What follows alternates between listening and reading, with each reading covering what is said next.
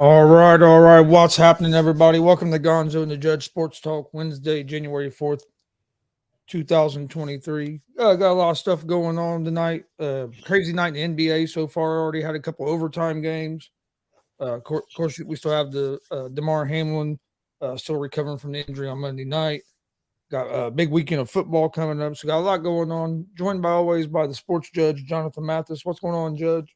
Hey, what's up, Chris? What's up to our national audience out there watching? Thank you guys for tuning in as always. That's awesome. Words can express how tremendously we are excited to do this show. It's been a lot of fun since we launched this show. And, it is Wednesday, it's the middle of the week. We got an action packed show for you guys tonight. We're going to touch on Hamlin most likely again, which is an unfortunate situation, but it's the big story in the sports world right now, and it has people talking. And then you have a radio personality or TV personality, rather, that has made some controversial remarks that has just damn near broke apart the internet. So we'll get into that as well. But how you doing, Chris? Oh, I'm not doing bad. My Pacers blew a game tonight against the 76ers, but other than that, I'm doing pretty good. We were up by four with like 30 seconds left, turned the ball over, and ended up losing in overtime. It's one of those overtime thrillers where you. But I can't complain too much. This Pacer team's way ahead of what I expected. Yeah, or anybody expected them to be. I mean, they're like 2 wins from being at the preseason Vegas win total. I mean, most people thought they'd be lucky to win 30, 35 games this season. They're right now 6 in the East and have a winning record. So yeah, and they're playing good ball. And even when they lose, they don't quit. They compete. right. I mean, yeah, they lost tonight, but at least it was a competitive game. We're not getting blown out all the time.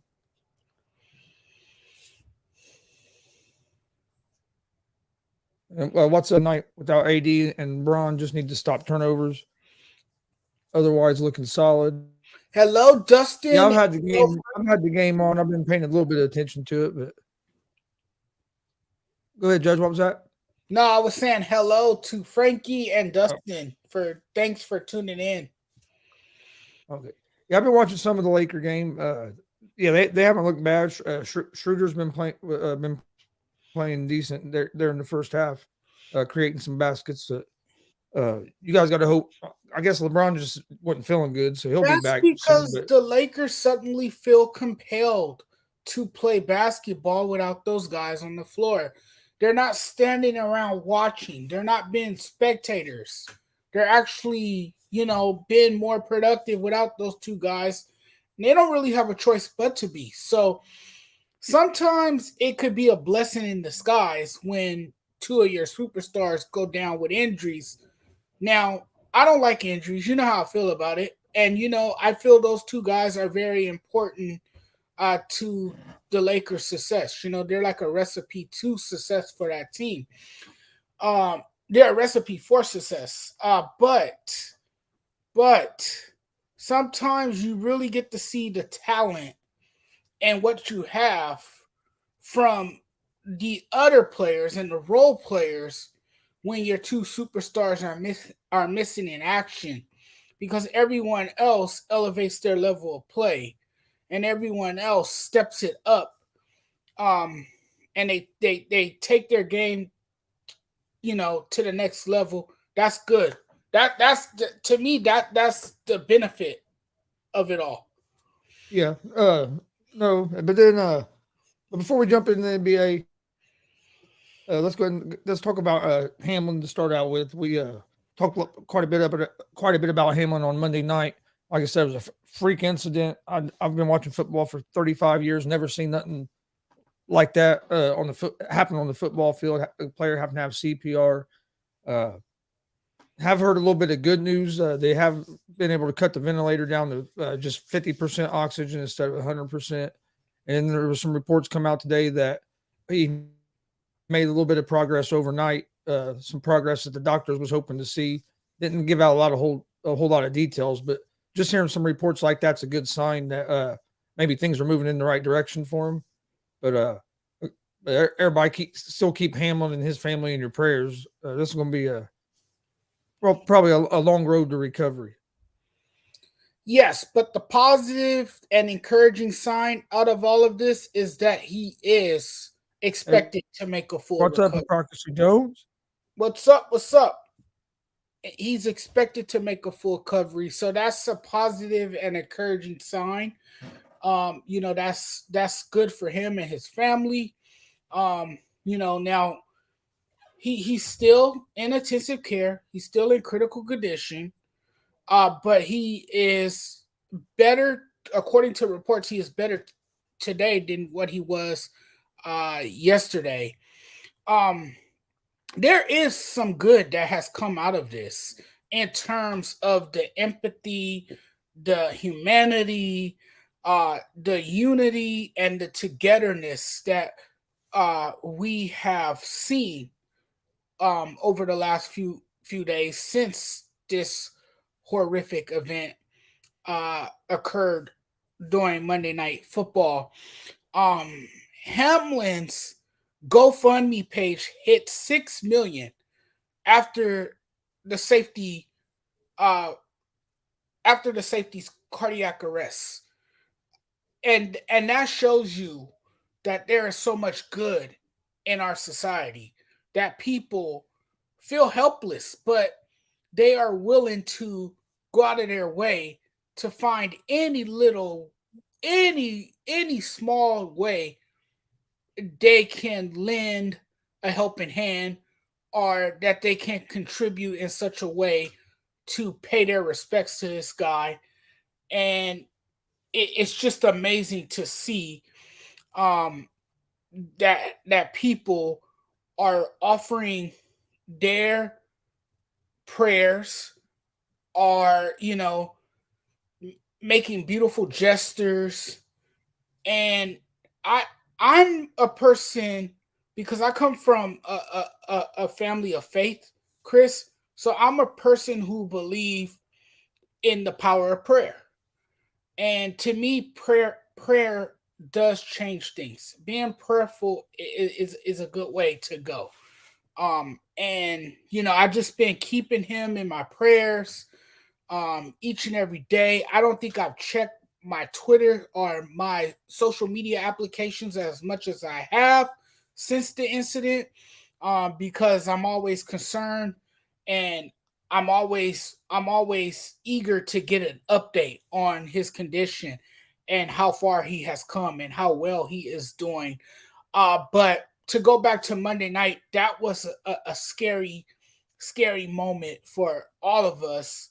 And I'm still shaken in the aftermath of the event, and a lot of people are, because it's something that you're never prepared for, and now these players who witnessed this, they have to go back to playing football.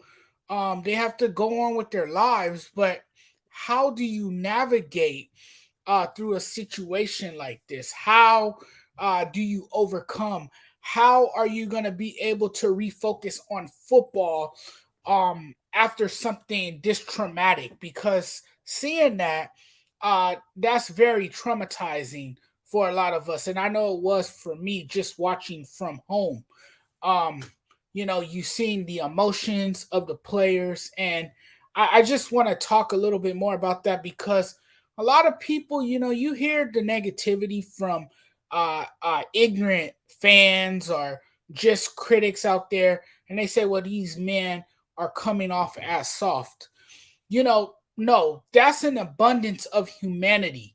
That these guys are tough. They're in the NFL for a reason. And so to say that they're soft, I think that's just utterly ridiculous. That's irresponsible, and it's cheap, quite frankly.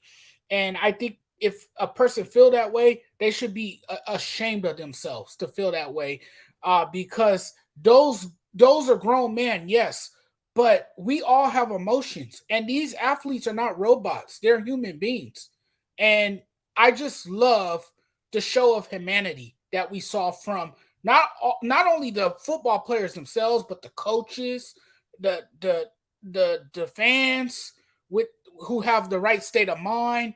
And I think it's just a humane thing to do, and it's just been a beautiful sight to see. No, it has. His no fund me page getting all the attention it has, everything that, and it's brought a lot of people together. That's all great. But here's going to be the infamous but. My only problem with it all, and I'm glad everybody's coming together. Everybody should support Hamlin, pray for Hamlin. That's all. I mean, that's all stuff we all should be doing. But it shouldn't take something like this to happen for everybody to come together. We always talk about how our country comes together in times of crisis. Well, why do we have to? Why do we have to wait to a time of crisis to come together? Why can't? And then every other time we have to be separate. Can't agree on anything. If you don't agree with me, you're wrong. I'm not going to ever talk to you again. When stuff like this happens, it shows that we can all come together. But I just believe it's something we should be doing more often than just when something bad or something horrific like this happens. I agree with you. I'm glad you mentioned that too, because that is a perfect example of a family, right? I know people have their personal lives, they have their own families to deal with, they have things going on in their lives. So you're kind of distant from your family. And sometimes the only time you're able to get together with your family is during a challenging time, is during the most difficult times, and that's a funeral. And so sometimes when you go to a funeral, you see family members you haven't seen in years, and people are saying, well, we should talk more often, we should get together for a different occasion and not for one like this. And this is the same situation to me. I like to use this as a comparison because what you said made a lot of sense. And to your point, um we are wired that way as people, uh for whatever reason, to come together in a time of crisis, or to join hands in a time of tragedy. um that is just how, people are. That's just human nature. That's a human instinct. And that's the same thing we do to our loved ones. We wait till it's too late, or we see how everyone is doing at such a dark time, like at a funeral. Everyone wants to come together and unite at a funeral. Why does it have to be at a funeral? Why can't it be at a different date, or a more positive time, in a more positive setting? And that's just how it is. But then you have people saying at the funeral, hey, you know what? We got to do this more often. We got to have a family reunion. We got to get together. We got to have some time together. And then people just go back to their normal lives, and they don't see anybody else for like another 10 to 20 years. That's just how it is. That's just the unfortunate part of life. Yeah, but just I think if that would change, the whole world would be in a better place if that would change, and we would be more caring all the time. Like Jones is saying right here, we're supposed to be on Team Human, and I think people lose sight of that a lot. I think what people also lose sight of is that these athletes are human. So uh, I think Hamlin's tragedy was a reminder that these are professional athletes. Yes, you may look up to them as a superhero or a role model, or you see them as someone of hierarchy because they have, the celebrity status. But at the end of the day, they are human. They are human beings. And what we saw on Monday wasn't your typical injury like a torn ACL, or a broken bone, or something of that nature. It over the years, we've seen, Chris, you and I have watched football for a very long time. I've written about football for a very long time. I've done podcasts talking about footballs. I've seen some of the most devastating injuries, some of the most gruesome injuries in sports. You've seen bones pop out of people's knees. You've seen ankles turned the wrong way. You've seen some nasty stuff over the years, some hard hits that we've as people have celebrated, which I don't like to celebrate that much anymore because you have over the years we've learned the repercussions from some of those big hits and how it can have an effect on a player after football. But this what we saw on Monday was very unprecedented. And it was different. It was different. And it struck me differently for the simple fact that this was a man who died on the field and had to be resuscitated and had to be given a second chance at life while down on the field for such a long period of time. And that's when you knew that it was something, that we've never seen before. Well, we've seen it it's happened one other time. Of course, I didn't see it. It was before Right. It was before most of our time, right? A guy broke his neck on the field, and they had to do CPR and stuff, and he actually ended up passing away. And they actually finished that game that day as well. But like I said, this has been years and years and years and years ago. Totally different time period, totally different society back then to now. But overall, I thought the NFL handled it pretty well. They handled it the best way they could. I mean, for something there's no precedent for. I thought that they handled it well. Now it's going to be interesting to see how they handle finishing the rest of the season with getting this result for this game, because it can affect the top 3 seeds in the playoffs. Which so it's going to be interesting how they do that. They said they're not going to play it this week. I thought that was a good choice, but it's going to be interesting to see what they end up doing with that. Because and then like you said, the Bills had their first practice today. They done a walk through. I like that they didn't let no media in. Let these guys focus on getting ready for the game, not have to answer 1,000 questions about their teammate that they really can't give a whole lot of answers about, just because they can't be there at the hospital with them the whole time, so they're finding out information just like we are. So there's no reason to put them guys through asking having to answer 1,000 different questions that they're not going to have a whole lot of answers for, or you're setting them up to answer it the wrong way, and then social media and everybody will jump on them. Right, it creates controversy. Right, absolutely. So I like that they didn't have no media at the practice today, and that they're getting ready for the game. And they got they have a big game this Sunday against the New England Patriots. So that they're trying to get ready for. Yeah, and it's hard. It's hard as a human. It's really hard to escape reality, because that's what it is, right? It's reality. And a lot of those players, like particularly the Bengal players and the Bills players, they saw that all in real time, right? They saw that all in real time. So, and this kind of stuff affects everybody differently. It affects you differently. It affects myself differently, because we all handle our emotions in different ways, right? Today's Wednesday. NFL teams, they start prepping, for the game, usually on Wednesdays.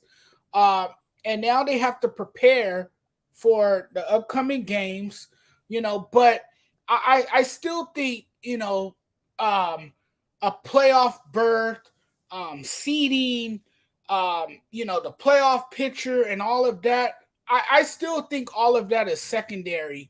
Now I understand as a fan, you want your football because that's your source of entertainment, and people look forward to football on a weekly basis. I know I do myself, because I'm a big sports fan. So I'm always eager to watch football, but sometimes we have to take a second, sit back and pause and realize that, tragic events like this is bigger than the game of football. And yeah, it's bigger than the game of football, right. But you also football you got to return football to is going to normalcy. start I back up get at you. some point. Yeah, You know, I mean, it's going to start back up at some point. So, right. and they're not, and it's going to be more. It's going to be almost a week before any games are played since that happened. So I think that's what I'm saying. I think the NFL done the right thing by not playing this week.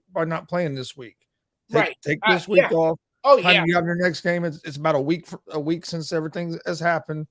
That gives the players as much time as you can to try to get back into some normalcy, which is not easy. I mean, it's just like Oh no. Hell I no. mean, hell, I've lost family members. I know how hard it can be to get back into your normal routine and get back to normal life. So Right. it's not easy, but I mean, there's also a business side to the NFL where I mean, they have to get ready for the playoffs. But like I said, I think they've handled it pretty well, all in all. And I think the Bengals, the Bills, I mean, pretty much about everybody involved, I thought handled it pretty well. Yes, and even the broadcast team, they handled it as well as they could. All of this again happening in real time. You don't plan for this. You don't plan for anything like this. So they went with the flow. They had great deliveries. They kept the viewers, you know, uh they kept the viewers in engaged in the action. And it was just, again, it was just an unfortunate night. But credit to Troy Aikman and Joe Buck, who I can be critical of at times, but I mean they were brilliant in the broadcast booth. And so I got to give them a lot of credit. And Lisa Salters as well. She was trying to get an update, get us the information as fast as possible, and she did everything um, uh, as best as she could as well. So my hats go off to them as well for the work that they put in and everything that they had to encounter um, during what was um, a horrific night. All right. Oh yeah. No, I agree. It was crazy. Like I said, one of the craziest things that I've watched live. Uh, Probably the other thing, next craziest thing I've seen live like that would probably be Owen Hart when he passed away in WWE live on the pay per Yeah, view. and Something wasn't another right and everything. another one that kind of ranks up there too is Dale Earnhardt Sr. Yeah, as well. yeah, Dale Earnhardt. Yep, And well, and one way it relates Dale Earnhardt to me is when Earnhardt passed away, we had seen so many crashes that looked a hell of a lot worse than the crash he was in. And then with Hamlin, we've seen so many. I mean, that looked like a routine play, basically like a routine football play. it was a routine football play So when you you know what I looked mean? at it It on was video. Right. so it's like, man, I've seen people get hit a hell of a lot worse than that and haven't got hurt, or if they have got hurt, haven't been like this serious. So, uh, but it just And after the tackle too, he got up yeah, just and then just fine, clap. and then he took a few steps and he collapsed. But it goes back to, and I've said this before on here, kind of reinforces it. Uh, you can't count on there being a tomorrow. So live your life for today and make sure the people around you know how you feel, because you never know Right. what's going to happen in the day when you wake up.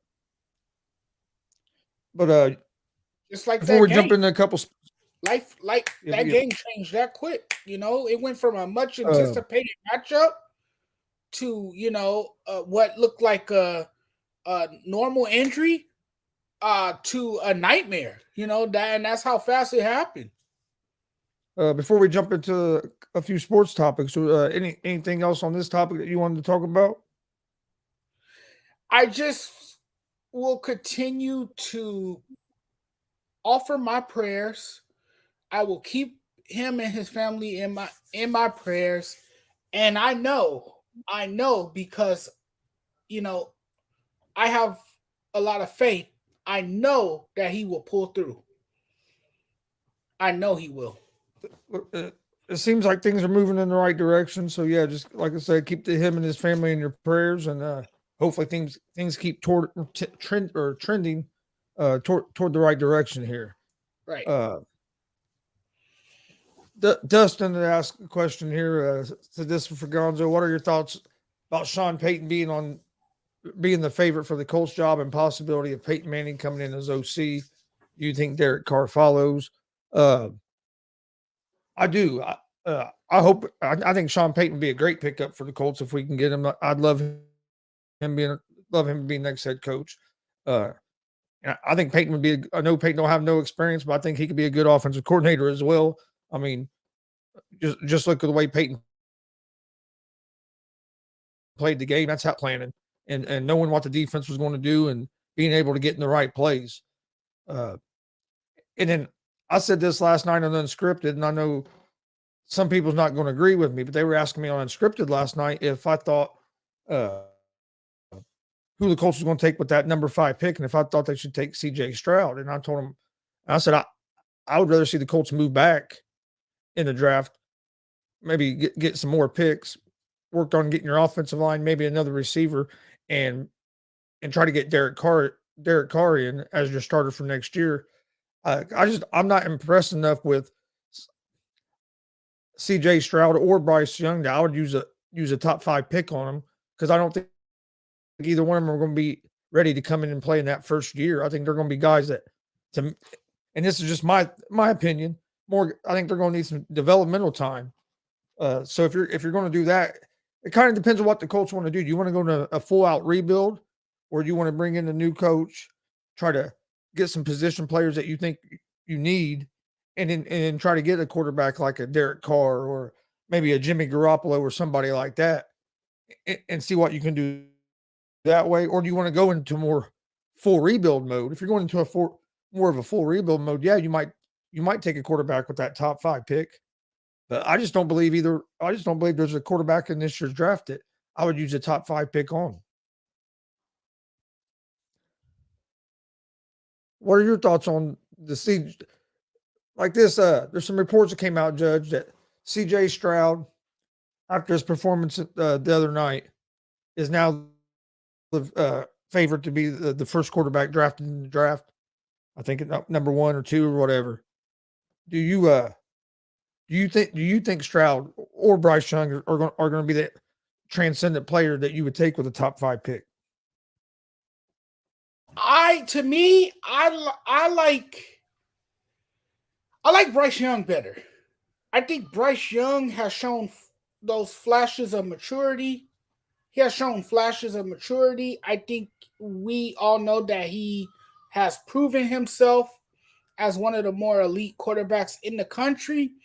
I think his game is more polished, and that's not me taking anything away from C.J. Stroud. I just think that if you are in desperate need of a quarterback and you are looking to draft the best quarterback in the upcoming NFL draft, I think to me it would be Bryce Young. That's me.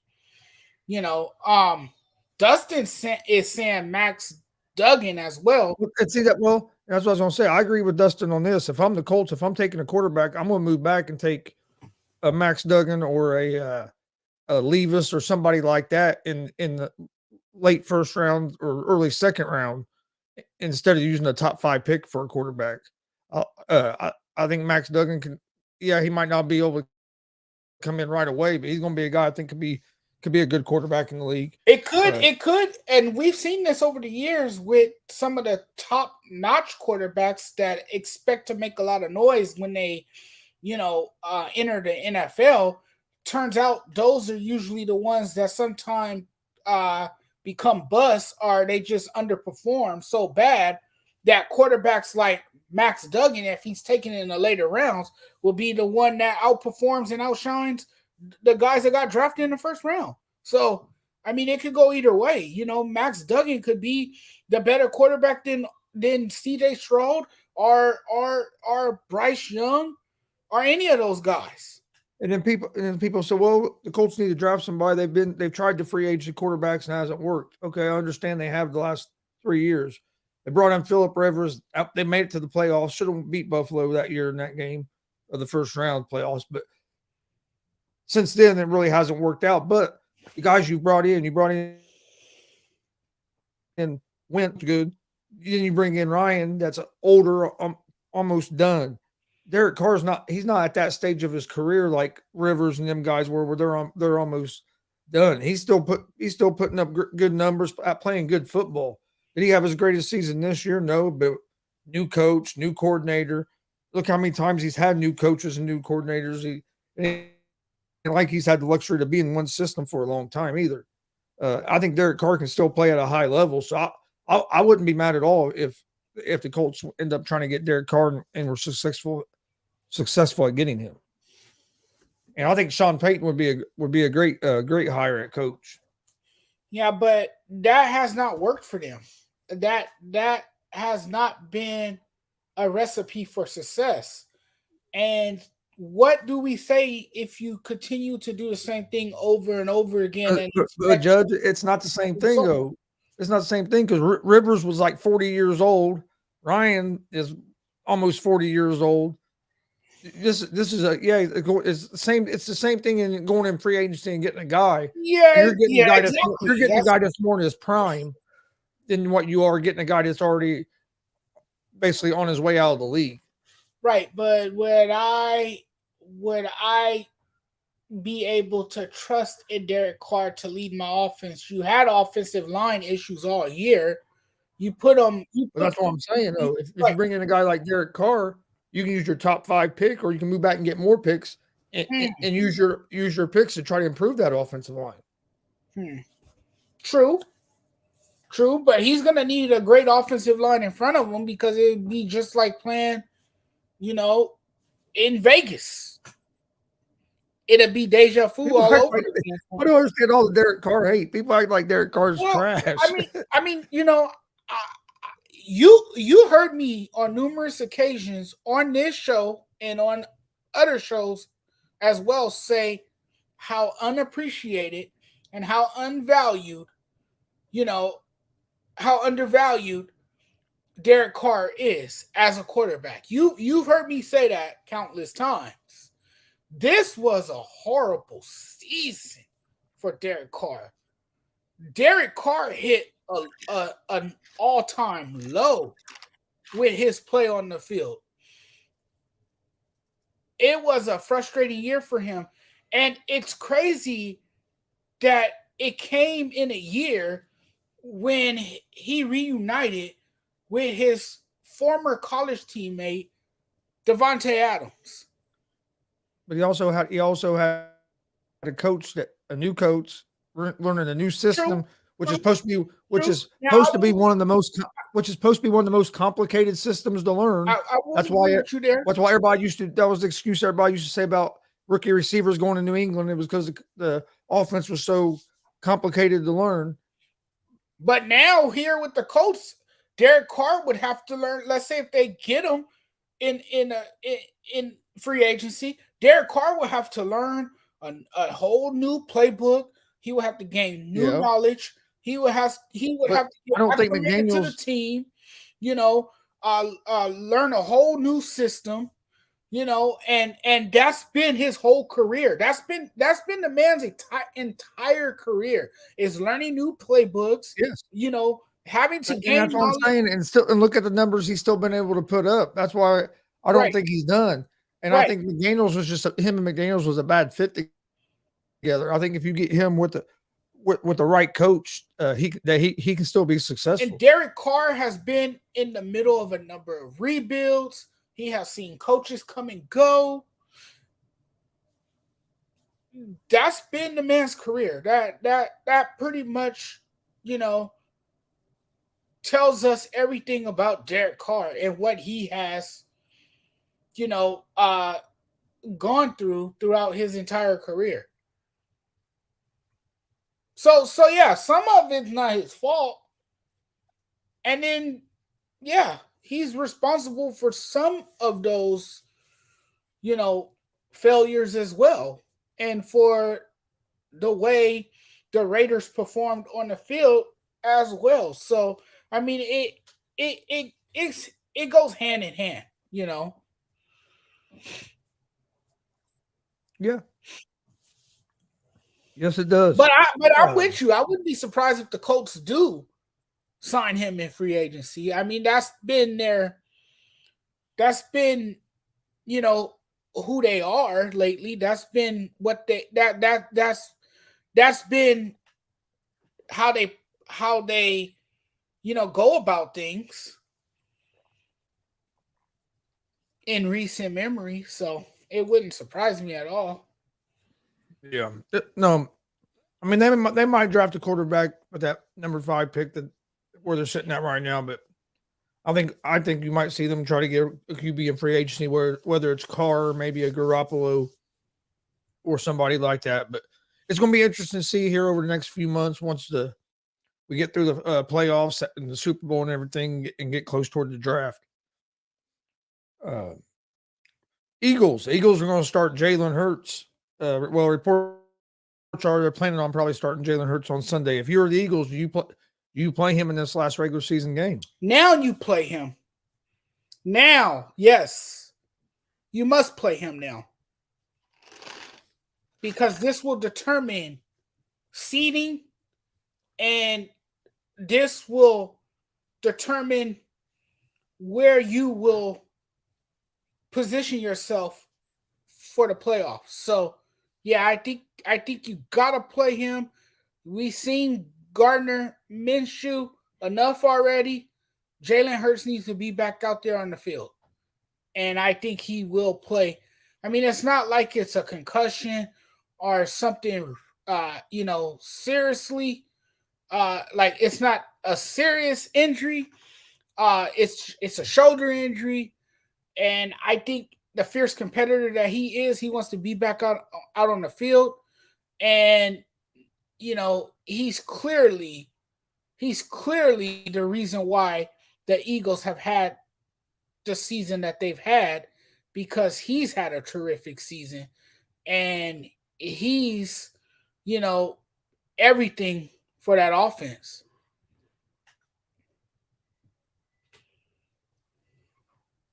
Yeah, I think it all depends on what the risk is that he could injure that shoulder more.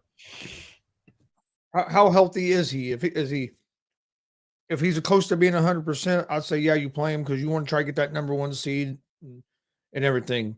But if you think there's a good risk that if he took a hit that it could affect that shoulder more, I think you don't play him because I mean, it's his throwing shoulder. So yes, he's great with his legs, but he also needs to be able to throw the ball. But yeah, I agree that they're going to play him because you want to stay at that number 1 seed, and you don't want to drop down.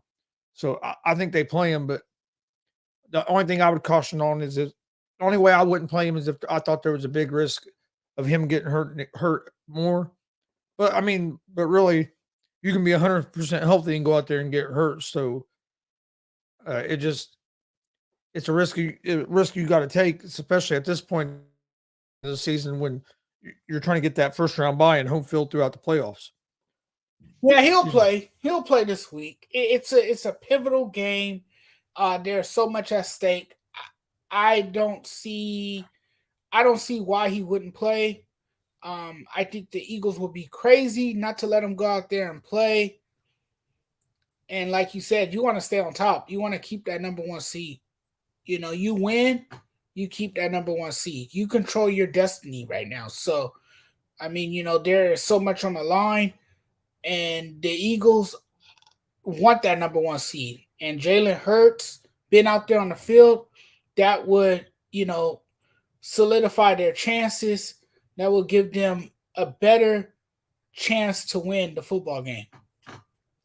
And let's see, what do you think? We got another big game this weekend. You got the Lions and the Packers. Packers win, they make the playoffs. Lions win, they need Seattle to lose, and then they would make the playoffs. The So it's Packers have built momentum, um, and they have found a way to win football games. I don't see them losing against the Lions. I think they're going to win. And you know what's really scary is that this team, given the season that they've had, the up and down year that they've had, um, this team is one win away from making the playoffs with a future Hall of Fame quarterback, Aaron Rodgers, who hasn't had a great season by his standards at all.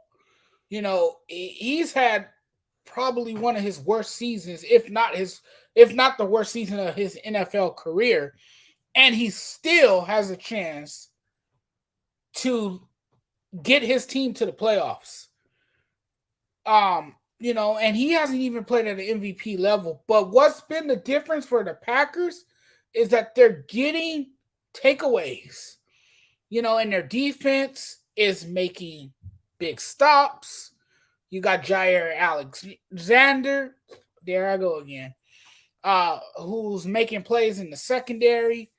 He's been a playmaker out there. You know, he's a ball hawking defender. He's also a trash talker. We all know that about him.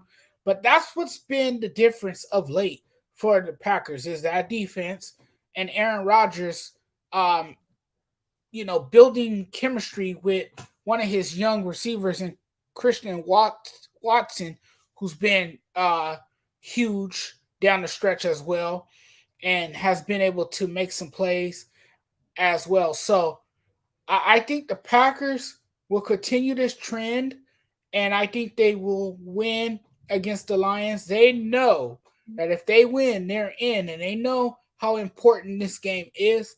I think they'll get the job done against the Detroit Lions. Yeah, I agree. I think they're going to win this game. But I'll tell you what, Green Bay would be a scary team to have to play right now. If you had playing first round of the playoffs, it's a team that, like you said, has struggled most of the year, and they seem to start gelling, and they're playing their best football here. It seems like at the right time of the year. Like you mentioned, Christian Watson, he's really stepped up the last few games after having a terrible start to the season. Dropped a wide open touchdown pass on the first pass thrown to him in the NFL. It seemed like it took a while for him and Rodgers to get on the same page. But the biggest difference to me for the Packers here the last few games is one, I think their offensive line's played a little bit better, but two has been their defense. Like you said, defense getting turnovers, but the defense has stepped up and played better. Their secondary has played better. They've been able to have a resemblance of a pass rush, and if this defense can play at the level they've been playing at the last few games, I think Green Bay could be a scary team to have to play because, like you said, you have a Hall of Fame quarterback over there in Rodgers, and if you give him some chances, odds are he can take he's going to take advantage of them. I know he's had his struggles in the playoffs as well, but I think the Packers win this game, get in the playoffs, and I think it's going to be kind of Interesting. that you could see, kind of interesting and funny that you could see Aaron Rodgers and both Tom Brady find their way into the playoffs in seasons that their teams haven't looked up to their standard. But I wouldn't want to play either one of them in the first round of the playoffs just because of who I mean, we know what greatness they're capable of. Yeah, well, maybe they found a new formula because in previous seasons they have overperformed, and this season they have underperformed, and maybe they'll go into the playoffs and overperform.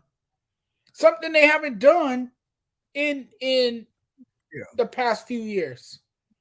Because I'll be honest with you, if I'm the Cowboys, I don't want to play Tampa Bay that first round of the playoffs. I've seen Tampa Bay struggle this year, but I also know what Tom Brady's capable of, and what if Tampa Bay's defense steps up, what that team could do.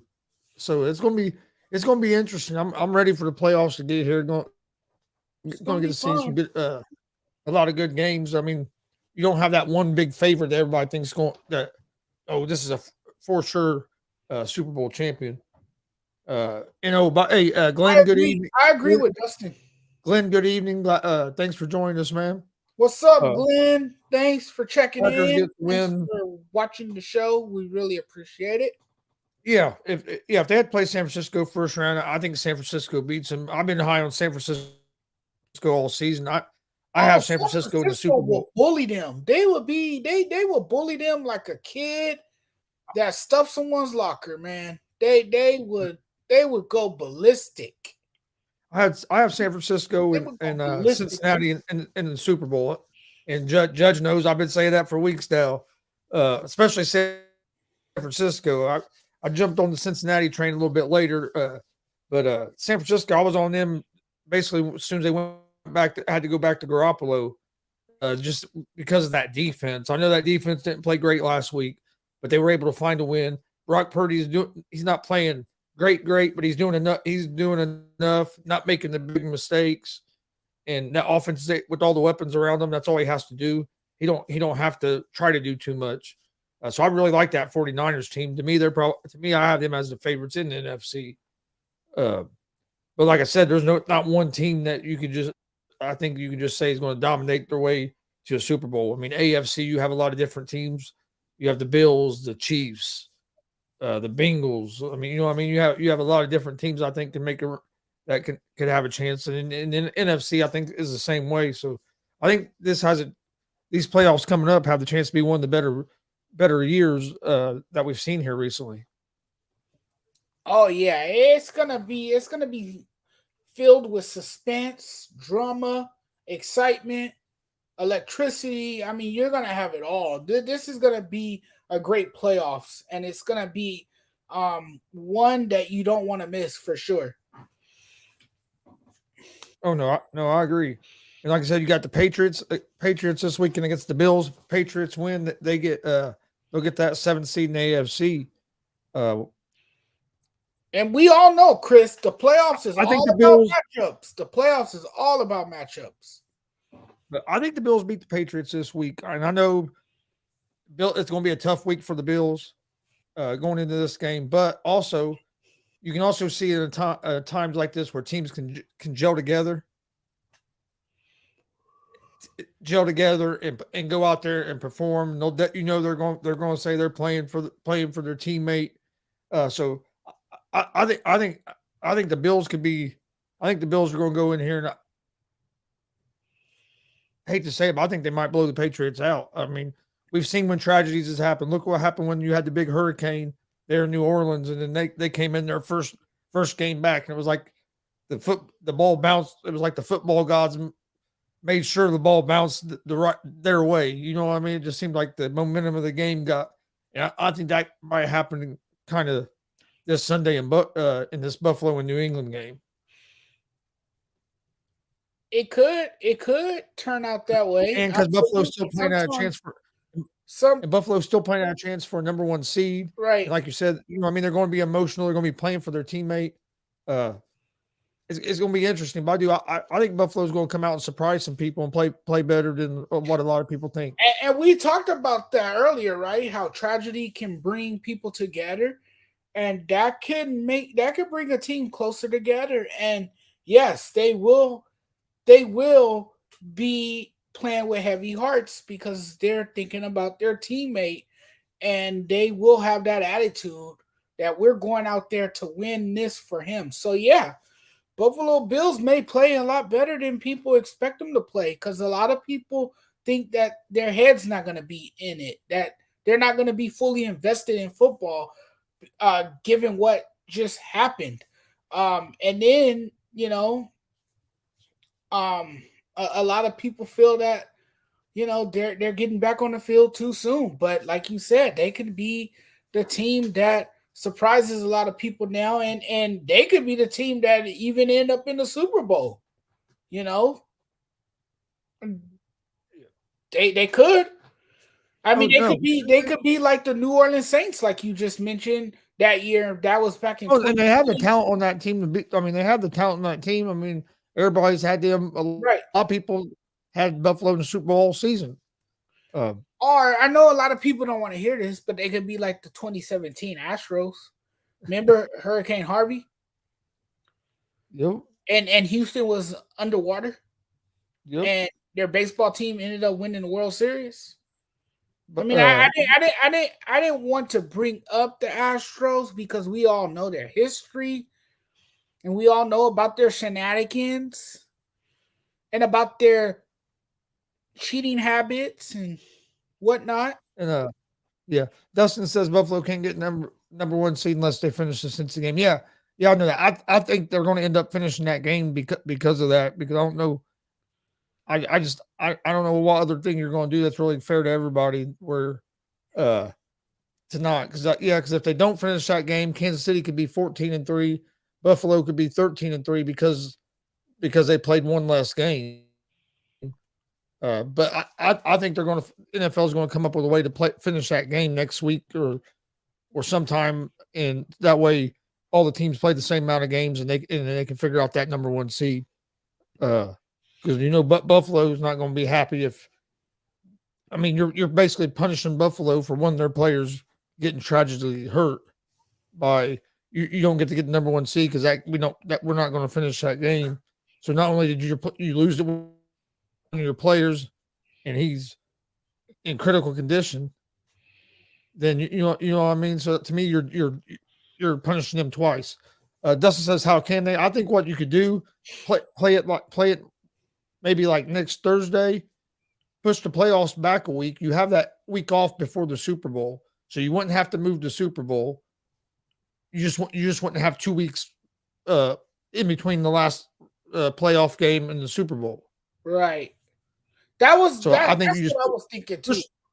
push that back a week. That's what, Play like next Thursday. Play that game like next Thursday night, or next Saturday night or something like that.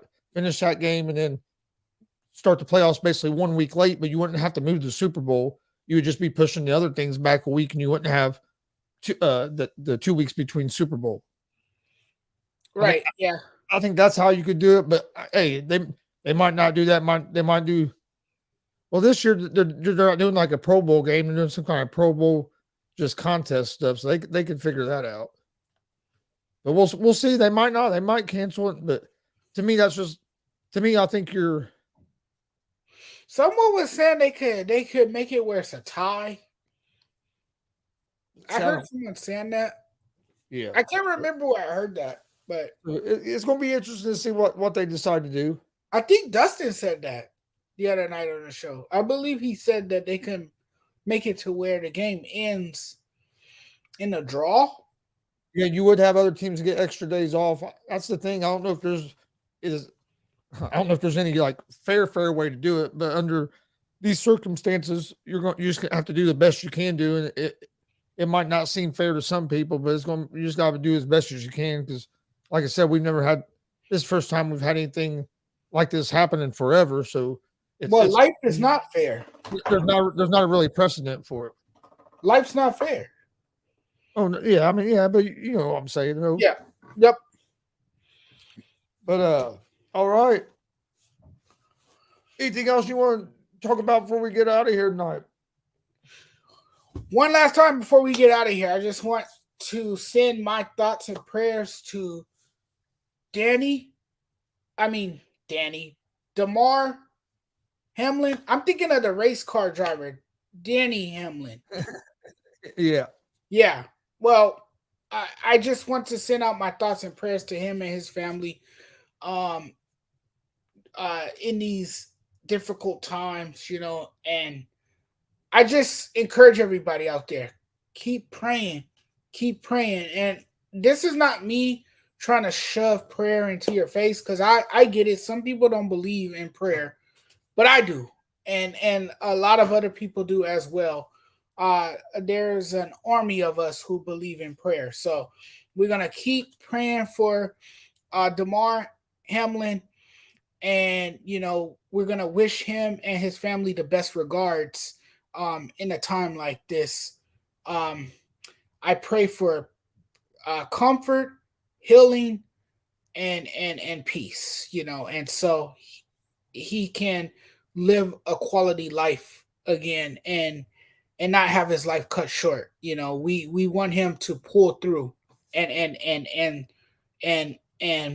remain strong everyone needs to remain strong, and he'll be all right. He'll be all right. No, I agree. Keep praying. Like I said, we hope we keep hearing that progress is being made, even if it's slow progress. That's any kind of progress is great news. We will see you guys on Friday, 11 Eastern. So join us Friday night. We'll talk about this weekend's football games. We'll talk another update on everything going on with DAMAR HAMLIN. So join us Friday night for that. Please hit that subscribe button on YouTube at Gonzo Sports Room. I'd greatly appreciate it. Also, like and follow us on Facebook and Twitch as well, and on Twitter, Instagram, all social media. That's where I post everything about the Gonzo Sports Room Network and all of our shows. Also, hit that subscribe button on YouTube for the All Sports All Plays Network. We got a lot of great shows going on over at ASAP. I got the ASAP Afternoon Blitz, 1 p.m. Eastern, Monday through Friday. So come join me for that. Got a morning show. Got a lot of great talented guys over there. Jonathan's on some of the ASAP shows as well. So make sure you check them out. Also, don't forget tomorrow morning, 9 a.m. Eastern. Myself and the stat guy Dustin Reese will be on with our baseball show Around the Bases. I know there was some free agent signings and stuff to happen this evening, so sure we'll be talking about that tomorrow morning. And then, like I said, we'll be back Friday night at 11. But we appreciate everybody watching. Hope everybody has a great night, and we will see you guys Friday night for another episode of Gonzo and the Judge Sports Talk. Have a great night. Peace.